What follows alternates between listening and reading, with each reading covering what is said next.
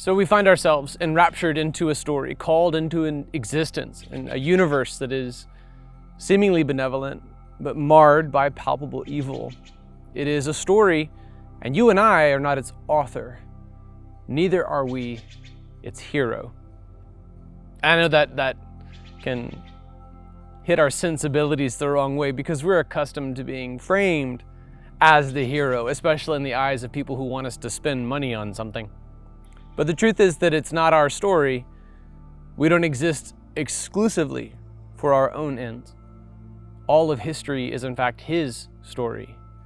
We're created through the Christian worldview. We look at truth, life, everything through Christianity. We can answer questions like where we came from out of nothingness, where life came from out of non-life, and where morality comes from. Through the Christian worldview, we can answer these questions. I don't have to struggle with the Christian worldview as to where one single atom came from.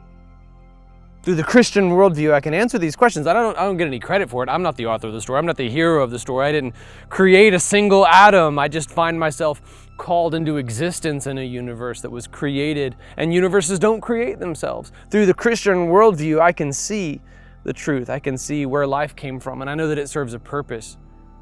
I know why it is that countless cultures from around the world, all, though separated from each other, independent from one another, would all have laws against murder. If we were to stumble upon some isolated culture in the middle of the ocean, they would likely have laws against murder. And through Christianity, I know why that is. It's because God's law is written on our hearts. Through Christianity, I also know what happens when we violate right from wrong. But through a non-Christian worldview, I cannot account for these things. I cannot answer the question where everything came from, where life came from. Through this worldview, particularly the atheistic worldview, I'll never be able to answer the question of where it all came from. And I'll never have a cogent answer as to why things are morally right or wrong. I'll never really be able to answer the question. I'll be forced forever to kind of stick to this thing called abiogenesis that I'm not totally convinced of because I know that it's impossible. There are other religious worldviews, though, that are not Christian. But how do you know which of those religious worldviews is the correct one, if any of them is? With the Christian worldview, what Christianity posits is that you've been called into existence in a universe that is benevolently created, is marred by evil, but has a hopeful ending. This story, this epic, it has purpose, and that means that you do as well. Like any story, there's a bad guy, there's evil. Like any story, there are dark chapters. For me personally and my family, we've been through dark chapters. One of our children passed away. His name is Aiden.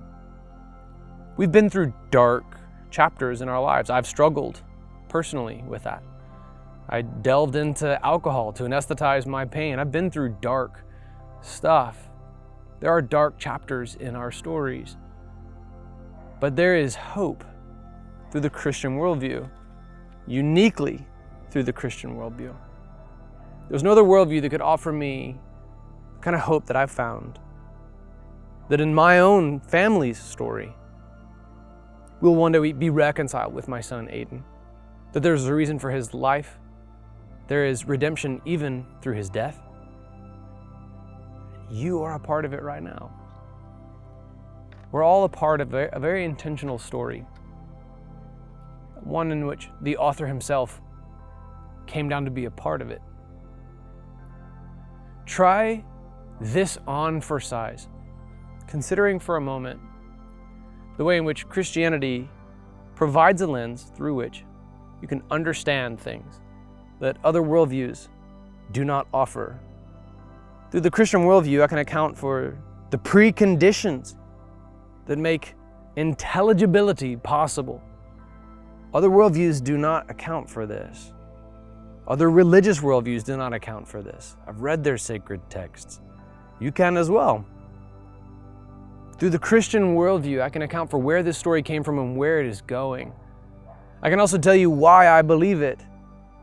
You see, through the non-Christian worldview, we're left only to our tools of our own logic and reasoning. to trust things. But on what basis do we trust our own logic and reasoning?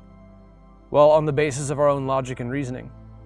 But on what basis do we trust our logic and reasoning?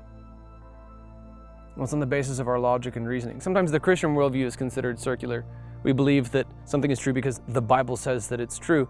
But the truth of the matter is that the atheistic worldview, secularist philosophy, self-reliance upon our own logic and reasoning is circular. What Christianity posits is that the author of the story wrote a book and told us absolutely everything that we need to know. This is the Christian worldview. Through this, everything makes sense. Proverbs 1:7 says, "The fear of the Lord is the beginning of knowledge." Through the Christian worldview, we can see an account for the origins of epistemology itself, the study of belief, where we came from, where we're going, and how we're able to know things in the meantime. All other worldviews fall short of the strength of the epistemology offered by Christianity. So try this on for size just for a moment.